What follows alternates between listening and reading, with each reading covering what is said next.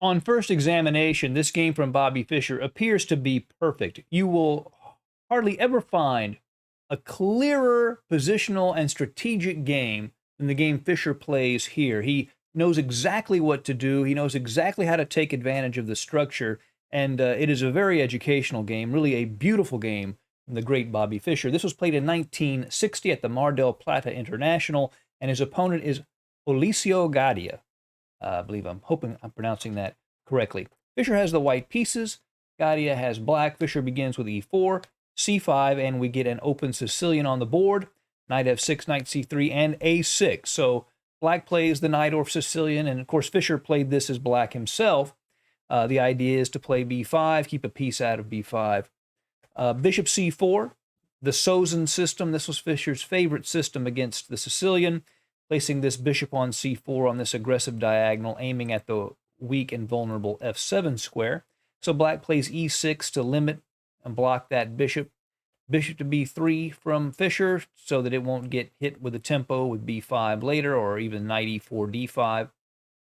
b5 is played next. White castles, and black plays bishop to b7. Now, probably bishop to e7 is better. The only problem with bishop to b7 is, yes, he's attacking e4 twice, but he has to be very careful about this e6, f7 structure. It's vulnerable to sacrifices from Fischer, and the bishop moving from c8 to b7 makes e6 a more vulnerable square. Fischer goes ahead and plays f4. He's not concerned about this pawn at e4. If black were to, say, take it with the knight, then he would just plow ahead with f5, not worrying about that pawn, but trying to open up that diagonal. After e5, a move like queen to h5 threatens mate immediately. Queen to d7 could defend against that. But after knight e4, bishop takes e4, rook to e1, hitting the bishop and also pinning the e-pawn so it can't take the knight. And white has a very nice aggressive attacking position. The best move from black here is probably knight b to d7. The knight can go to c5, where it hits the bishop, hits e4, and helps defend e6. But instead, black plays knight to c6. And this turns out to be an imprecise move that Fischer immediately exploits. He takes the knight, and after bishop takes, f5. Again, trying to soften up this nice diagonal for his light-squared bishop, trying to aim at this f7 square. And black plays e5. So when black does this, he creates what's known as the Boleslavsky structure, which is common in the Najdorf. And the idea is there's a real battle around this d5 square. Black wants to control it and play d6, d5. What white wants to do is fix it in place. And the ideal minor piece arrangement for white is to have this knight on c3 against this dark-squared bishop on f8, because the knight can sit on d5 and the bishop can't take it, and it's blocked in by its own pawns. And watch how Fischer goes about trying to create this piece arrangement. It's really quite beautiful. First, he plays queen to d3 to defend e4, and this was black's really maybe his last chance. He had to play h6 here, but instead he played bishop to e7. He moved a piece instead of a pawn. That makes sense, but that allows Fischer to play this move, bishop to g5, threatening to take the knight at f6 away and remove one of the key defenders of the d5 square, bringing Fischer closer to that position where he can use his knight to dominate the bishop. Queen to b6 check from black. The king moves over, and now black castles, and Fischer goes ahead and takes that knight. Yes, he's giving away the bishop pair, but the d5 square is more important. So bishop takes f6. So how does Fischer create a position where it's this knight against this bishop? Well, the key move here is bishop to d5. He moves the bishop to d5 first so that those light-squared bishops can get traded off. And black really can't avoid that. If he moves the bishop, he'd lose the rook. And if he were to play b4, white would just take the bishop. And when he take the knight, then he would take the rook. So he has no choice. Rook a to c8 from black. But then Fischer takes that bishop off of the board. Rook takes c6. So now he has this ideal minor piece arrangement that he was going for. But he doesn't want to jump into d5 quite yet. If he just jumps in right now, black could play queen to d4, and that could cause some trouble. If he exchanges queens, c2 becomes vulnerable. It's messy. White still might be slightly better, but why make it messy?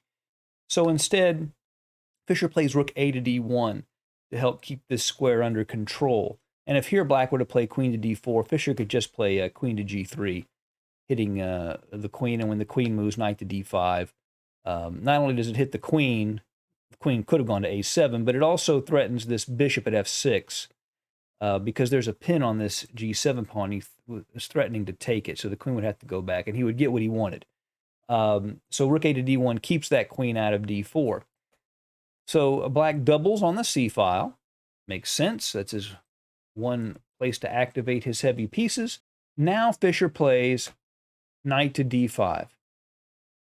Hits the queen, puts pressure on the bishop, and if, again, queen to d4 is played, that really loses, because then, boom, knight to f6 check would be played, and after pawn takes knight, queen to g3 check, checking the king and attacking the queen on d4. And after the king moves, Fischer would take the queen, and that would be the game. So knight to d5, and the queen is basically forced back to d8. And Fischer, after c3, has gotten the position that he wanted. That process of eliminating each key minor piece that defended the d5 square and creating this ideal arrangement of a very strong knight on d5 against a weak bishop on f6 was really a strategically beautiful stretch of chess. Really amazing.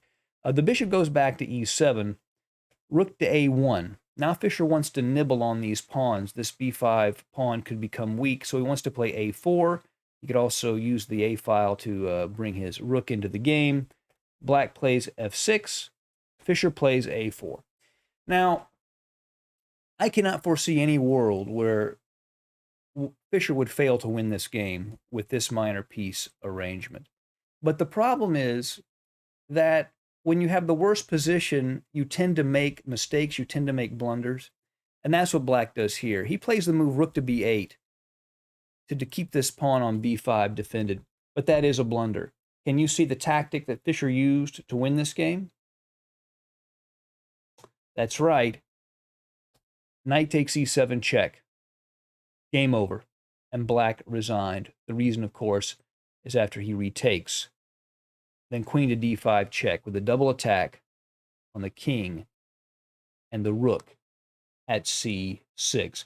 A beautifully executed game by Fischer, clearly exploiting that d5 hole and really understanding minor pieces. I hope you've enjoyed this game. See you again soon at Chess Talk. Goodbye.